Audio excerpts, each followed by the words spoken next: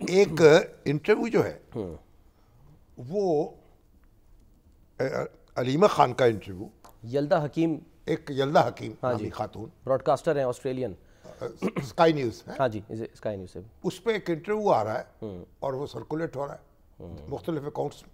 Artificial intelligence سے بتایا جا رہا ہے اب امریکہ یلدا حکیم کو اور اس کے دوستوں کو اس طرح توجہ دینی چاہیے کہ عمران خان لبرل ہیں، وہ بھارت سے بھی اچھے تعلقات کریں گے اور امریکہ سے بھی اچھے تعلقات رکھیں گے، تو گویا جو جنونیت ہے اس کے مقابلے میں حرکت میں آ جائے۔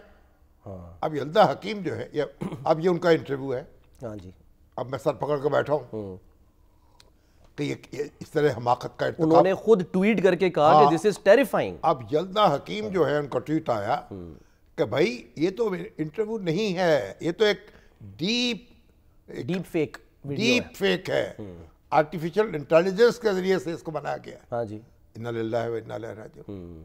اب آپ مجھے بتائیں، اب یہ اس سے آگے بڑھے آپ، اب ہوا یہ، اب ہمارے وہ محسن صاحب کہتے ہیں ہم ان لوگوں کو واپس لے آئیں گے، کہاں دے لائیں گے، وہ تو دیکھیں گے۔ آج تک تو یہ تمنا پوری نہیں ہوئی۔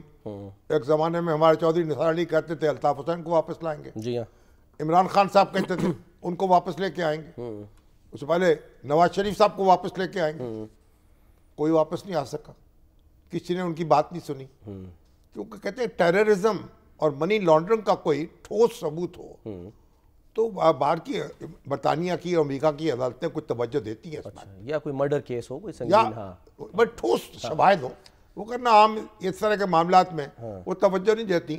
ابھی تو آپ نے دیکھا کہ یو اے کی عدالت سے ایک ہمارے بٹ صاحب واپس آئے، تیفی بٹ، ہاں جی، جن کو مار دیا گیا پھر بعد میں، ان کو یہاں پولیس مقابلے میں مارے گئے وہ۔ تو بہرحال اب وہ جو ہے وہاں سے کون آئے گا، کون لائے گا اور کیسے ان کے ہاتھ آئیں گے محسن نقوی صاحب کے، لیکن بہرحال سر وہ جو لوگ باہر بیٹھے ہیں وہ تو پھر اپنا مقدمہ یہ بھی بناتے ہیں نا کہ دیکھیں یہی تو ہم کہہ رہے ہیں کہ یہ ہمیں سیاسی طور پہ انتقام کا نشانہ بنایا جا رہا ہے، اور پھر ان کا جو ازائلم ہے اس کا مطلب ہے کہ وہ اور مضبوط ہو جائے گا سیاسی ان کا انتقام۔ اب جو کچھ وہ کہہ رہے ہیں، اب دیکھیں ہمارے ایک دوست ہیں صابر شاکر صاحب،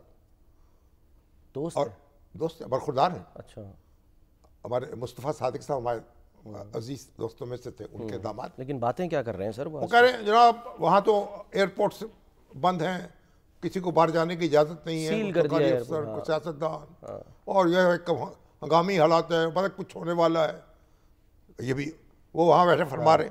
اور ایک اور بھی بات کہہ رہے تھے، وہ ایک اور بھی بات کہہ رہے تھے کہ جی جنرل عاصم منیر صاحب جو ہیں وہ آج کل یونیفارم میں نظر نہیں آ رہے، آج ہی وہ جنرل فہد سے ملے ہیں سر، یونیفارم میں تصویریں سامنے آ رہی ہیں، کس قسم کی باتیں پھیلائی جا رہی ہیں؟ جاری نہیں ہوا تو ریٹائر ہو گئے۔ ہاں جی، اب آپ سنیے لطیفہ سن لیں آپ ایک اور۔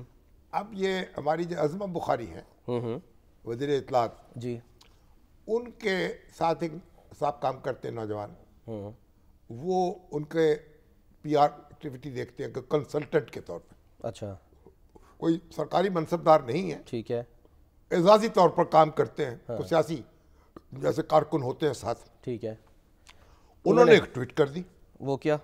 ٹویٹ انہوں نے یہ کی کہ C D F chief of defence forces الگ ادارہ بنے گا جس کے سربراہ عاصم منیر ہوں گے، اور آرمی چیف جو ہیں وہ بھی الگ، اب آرمی چیف الگ ہوں گے۔ اب وہ کیونکہ ان کے حلقے کے ہیں ہاں جی، اور ان کے میڈیا کنسلٹنٹ کے طور پر معروف ہیں، اور وہ ان اس ٹویٹ سے تو ہنگامہ برپا ہو گیا۔ آپ جان بوجھ کے نام نہیں لے رہے شامی صاحب ان کا؟ میں نام نہیں لے رہا ہوں اوکے، ان کا، ٹھیک ہے، تو اب وہ ہنگامہ برپا ہو گیا، پھر ڈیلیٹ کر دی ٹویٹ؟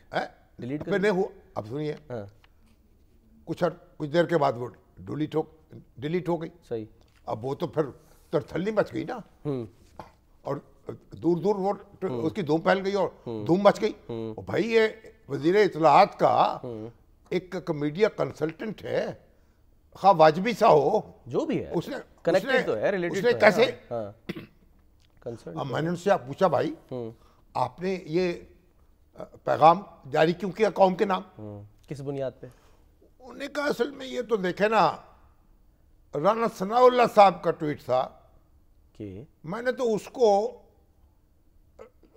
ری ٹویٹ کیا ہے. تو مس انٹرپریٹ کیا نا انہوں نے. اس نے ہاں میں نے کہا ان کی بات تھی اور میرے پیچھے پڑ گئے آپ لوگ ہاں یہ دنیا. ہاں جی تو میں نے کہا بھائی وہ رانا ثناءاللہ صاحب کا کیا ٹویٹ تھا وہ بتاؤ ذرا. ہاں یہ کیا بیان تھا ان کا؟ اب بیان کیا تھا؟ ہاں اب ان کا بیان کیا تھا؟ انہوں نے کہا کہ سی ڈی ایف کا ایک نیا ادارہ بننے جا رہا ہے. ٹھیک ہے. چند روز پہلے انہوں نے کہا بالکل جو بہت اہم ادارہ ہوگا. ایگزیکٹلی. میں نے ان صاحب سے پوچھا اس میں بھائی یہ جو اس میں یہ لکھا کیسے ہے کہ اب آرمی چیف الگ ہوں گے؟ ہاں جی. اب کہنے لگے وہ ہاں تھوڑی سی یہ وہ اضافہ ہو گیا. اوف تحریف کر دی تھوڑا سا اندازہ لگا. ایک نقطے نے ہمیں محرم سے مجرم کر دیا. ہاں نہیں نقطہ بھی تو خود ہی ڈالا نا. ہاں ایک نقطہ تھوڑی کیا کہ بے نقط ہو گیا. تو اب جوش جذبات میں انہوں نے کہا چلیے ہم بھی کوئی تفسیر بیان کر دیں اس کی. صحیح ہے. اب یہ بڑی شرمندگی ہو گئی, بڑی بےزتی ہو گئی, ڈیلیٹ کرنا پڑا ہے. تو میں نے کہا بھائی اب آپ غور کر لیں. اس کے بعد لوگوں کے ٹیلی فون